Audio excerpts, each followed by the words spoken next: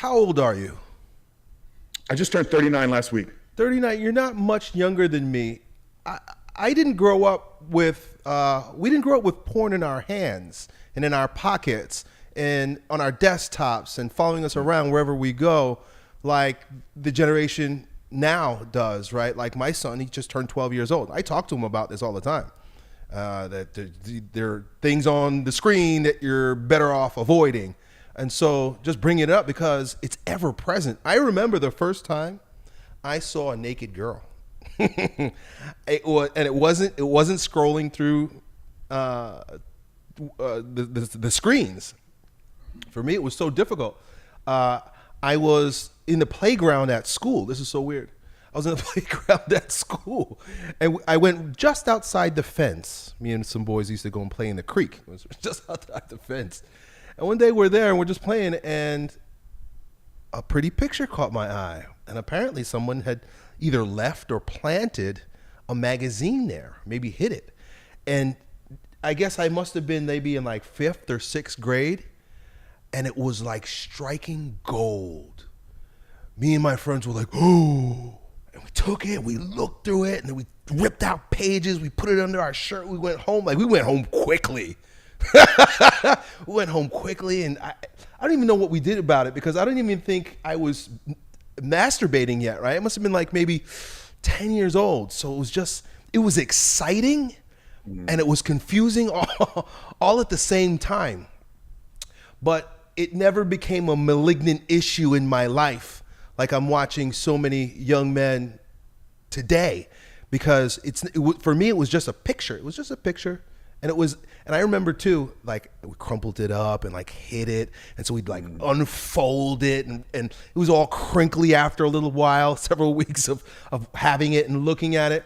But with the screens, you just by a couple touch of the button, all of a sudden there's full blown hardcore porn staring you in your face. There's something going on here that is that's contributing to the degradation and the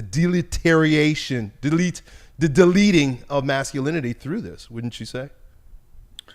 100%, man. And this is, really why we've planted our flag as deeply as we had, and why when I do, go on podcasts or I'm given the ability to speak, I always make sure to preface it with the context. Like when we talk about pornography today, we're discussing internet streaming pornography. Yeah, very It's a different drug. It's a different animal. The brain responds different. It's a super normal stimulus. It's interesting, Elliott. I want to touch on one thing you shared there, man, because I think it shows, it gives creed to what you talk about, the role of a strong father in the home. So you had mentioned that your introduction came at a schoolyard, like out in a field somewhere. Yeah. So Papa Hulse, I don't know your dad's name, but I know you've spoken a lot about him.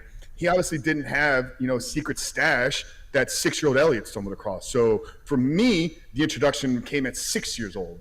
Being nosy through dad's sock drawer, you pull the socks up underneath that, you realize like dad is hiding some stuff. And I'm not, and I don't want this to come across as like I'm pointing to my dad as the cause for my porn addiction. But what it did do is it showed a young boy that if there's something in your life that you want to hide, it's okay to have secrets from people. And that behavior became a reoccurring part of my life. When my parents split up when I was 15 years old, I was an A+ student. I graduated high school 23rd in my class out of almost 500 kids here in Land O'Lakes, Florida. I was a varsity lettered athlete, multiple sports. Like I was a contributing member in like the school, like institutions and things, like, different things. I was getting awards and getting recognized, but all at the same time, like I was also selling drugs to the underage kids. I was hosting parties at my house. Like I was running a dual life because at 6 years old, I learned that it was okay. Like if there's things that you don't want people to know, you just keep them a secret. So I think it's really incredible what you shared there. And I think it just shows the power of an influence of a strong father. And it's not always what they say. Many times it's how they do or what they do and how they live that is passed down to those kids. Because my dad never had the conversation. I love hearing that you're having conversations with your son now. I think that is important. I think we need to get in front of this.